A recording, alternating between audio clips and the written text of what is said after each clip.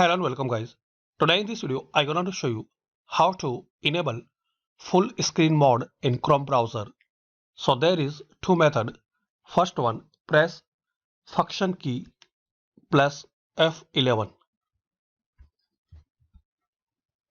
like this, and to exit again press function key plus F11. And second method, to enable full screen, click on these three dots. Now here click on this box, so it will enable full screen mode. And if you want to disable full screen mode, so move your cursor to top side, so you will see this cross sign. Just click on it. That's it.